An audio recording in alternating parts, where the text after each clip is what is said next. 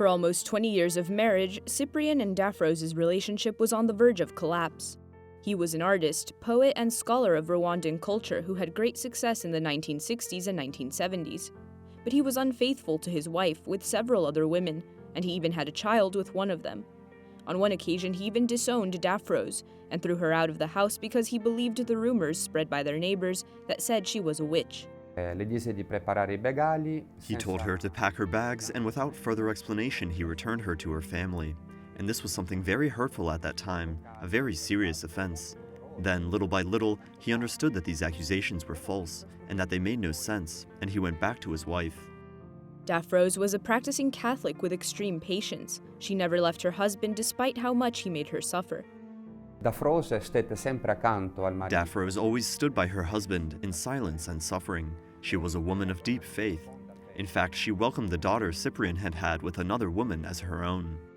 Everything changed when Cyprien suffered from a serious and mysterious illness, which doctors couldn't diagnose.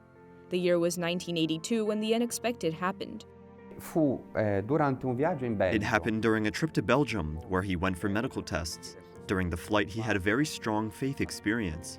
He was reading the text of a song he composed when he understood the role of God in his life.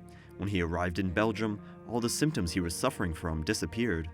Cyprien converted to Christianity and made a radical change in his relationship with his wife. In the late 1980s, they both joined the missionary-focused Emmanuel Community. Cyprien began to promote unity among different ethnic groups in Rwanda, at a time when such an idea was not acceptable. He didn't have a political party or political leanings. He said he belonged to the party of love, to the party of Christ. And for this reason, Cyprien did not join any of the political currents in his country, and this had serious consequences in his life. He lost his prestigious position as director of the Research Institute of Local Culture. He lost his job and then his life during the genocide of 1994. On April 7th, gunmen entered the garden of his house and shot him with Daphrose and 6 of their children.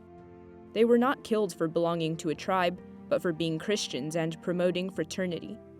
The soldiers put an end to the lives of Cyprien and Daphrose, and with them to an intense story of love, forgiveness, and faith.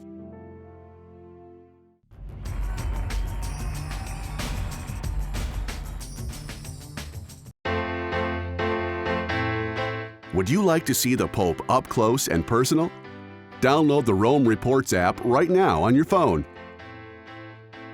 There are versions available for both iPhone and Android, in Spanish and English. You will receive the best images of Pope Francis every day right to your cell phone, including his daily homily, his trips around the world, his meetings with global leaders, his acts of mercy to the needy. All this in a short and direct format, brief videos of 1 to 2 minutes, so you can watch wherever you are. Open your cell phone now, download the Rome Reports app, and follow Pope Francis everywhere.